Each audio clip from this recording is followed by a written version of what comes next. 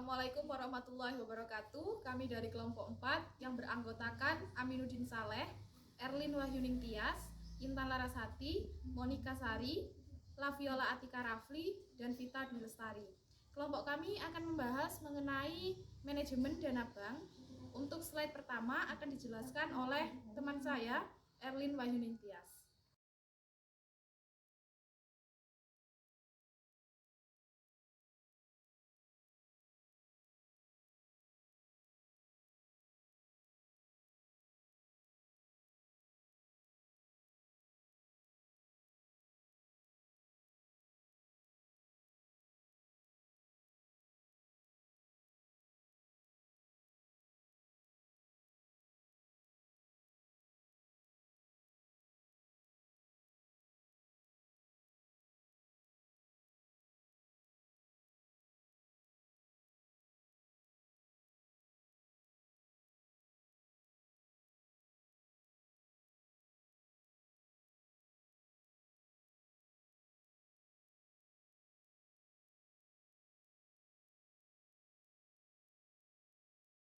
Yang pertama, manajemen dana bank. Manajemen adalah ilmu dan seni mengatur proses pemanfaatan sumber daya manusia dan sumber-sumber lainnya secara efektif dan efisien untuk mencapai suatu tujuan tertentu.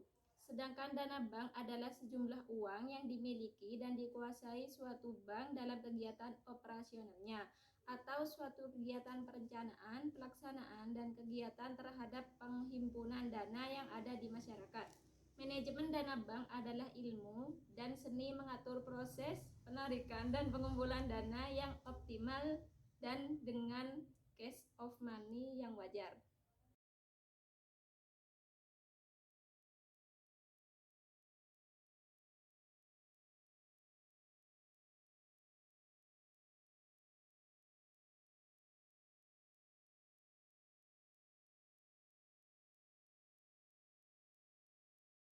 Yang kedua adalah sistem manajemen dana bank. Kunci dari keberhasilan manajemen bank adalah bank tersebut bisa merebut hati masyarakat, sehingga peranannya sebagai financial intermediary berjalan dengan baik.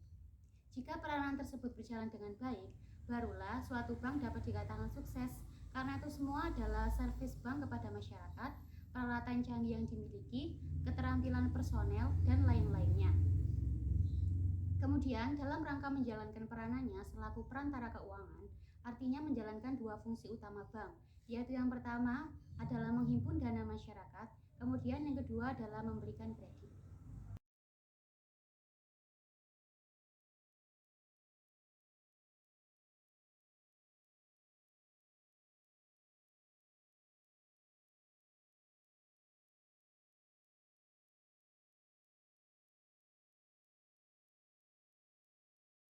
Dari semua bentuk pelayanan bank tersebut, bank memperoleh berbagai macam keuntungan. Antara lain yang pertama, usaha nasabah akan semakin luas dengan perencanaan produk yang matang dan pemasaran yang terjamin, sehingga prospek usahanya akan semakin membaik. Kemudian yang kedua adalah usaha nasabah lain di sektor angkutan akan semakin baik, sehingga nasabah tersebut akan lancar pembayaran bunga dan penyelesaian kreditnya. Kemudian yang terakhir, melalui usaha pelayanan korporat. Ini banyak usaha pendukung yang akan ikut maju seperti pabrik kulit sintetis dan sebagainya.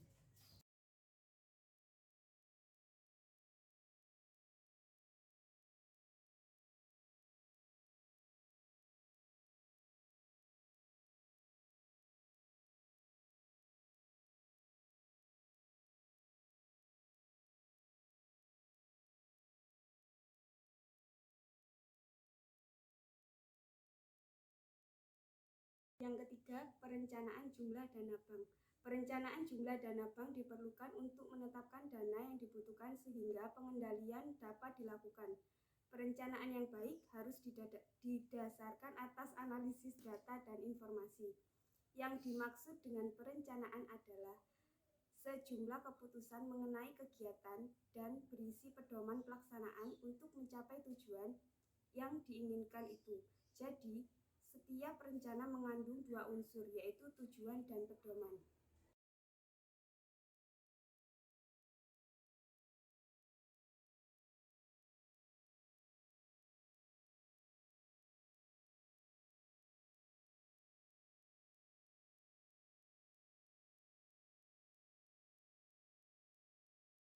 Penentuan besarnya dana bank. Yang pertama, ketentuan pemerintah.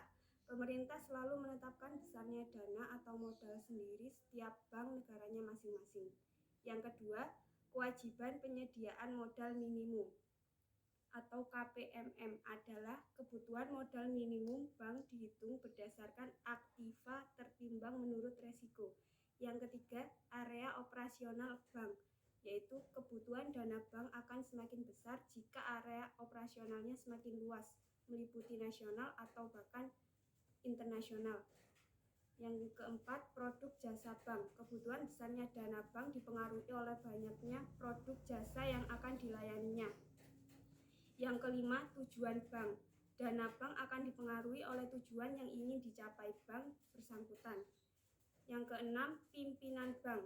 Kebutuhan modal bank juga dipengaruhi oleh kecakapan dan profesionalisme pemimpin bank.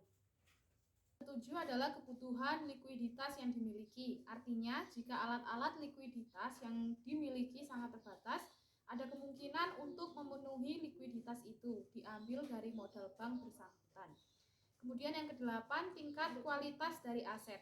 Artinya, semakin banyak aset yang produktif, kredit lancar, dan earning aset, maka kebutuhan akan modal semakin mudah dipenuhi. Kemudian yang kesembilan, struktur dari tabungan. Artinya, apabila daya tabungan semakin banyak, akan semakin sulit untuk dapat memenuhinya. Kemudian ke-9, tingkat kualitas dan sistem operasional bank. Artinya, semakin baik operasional bank, semakin efisien serta produktif bank bersangkutan. Yang ke-10, tingkat kualitas pemilik bank. Artinya, jika pemilik bank selalu menginginkan agar banknya semakin kuat dan besar, kebutuhan modal akan semakin terpenuhi karena laba yang diperoleh diinvestasikan kembali.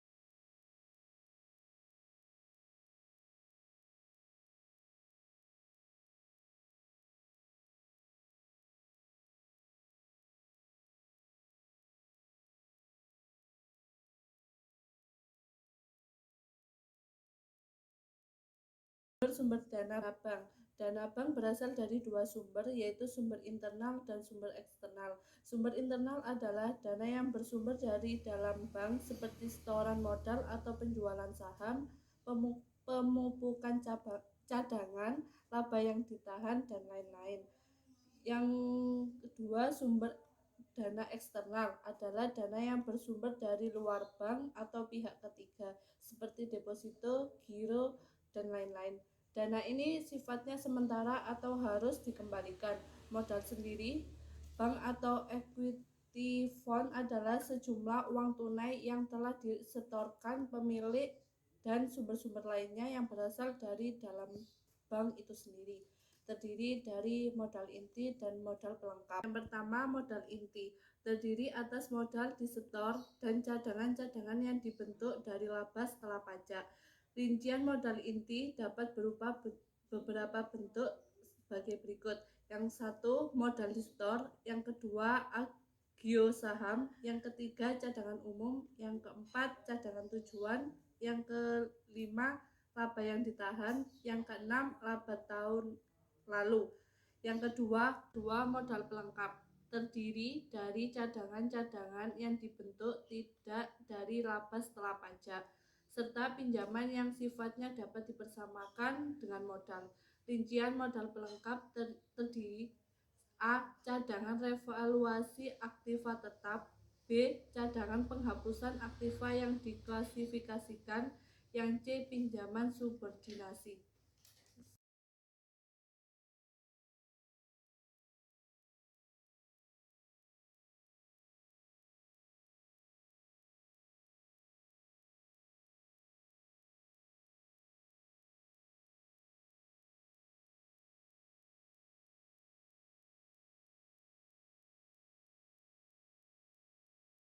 Kebijakan penarikan dana pengumpulan dana bank. Kebijakan penarikan dan pengumpulan dana bank harus ditetapkan dengan baik dan benar supaya efektif dan efisien untuk memperoleh kebutuhan dana tersebut. 1. Kebijakan penarikan dan pengumpulan dana berasal dari sumber intern. 1. Penjualan saham portofolio. Kebijakan ini dilakukan dengan cara menjual saham portofolio yang masih ada di atas nilai nominal saham untuk memperoleh IGO saham.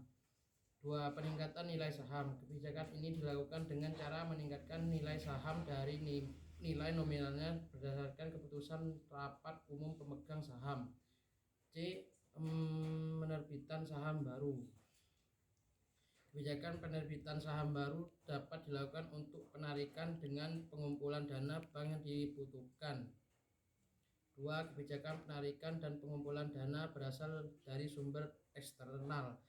A. Kebijakan eceran diartikan jika sumber dana akan ditarik dari semua lapisan ekonomi masyarakat. B. Kebijakan distribusi. Kebijakan ini diartikan apabila sumber dana yang akan ditarik berasal dari golongan ekonomi menengah ke atas.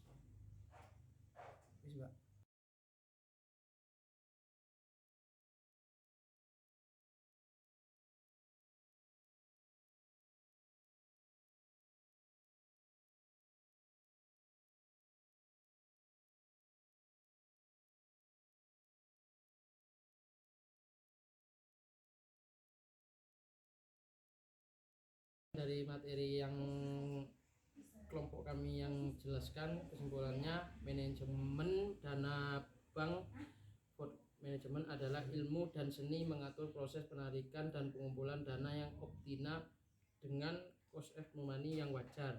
Yang dimaksud dengan wajar adalah cost of money atau dapat bersaing dengan bank-bank lain, sedangkan bagi bank manajemen dana bank adalah bagaimana memilih dan mengelola sumber dana yang tersedia. Terima kasih.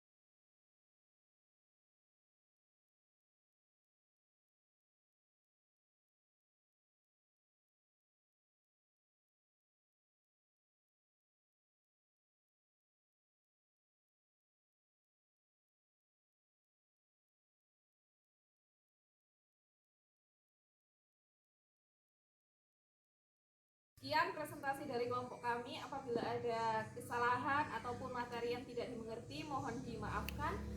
Wabillahi taufik wal hidayah. Wassalamualaikum warahmatullahi wabarakatuh.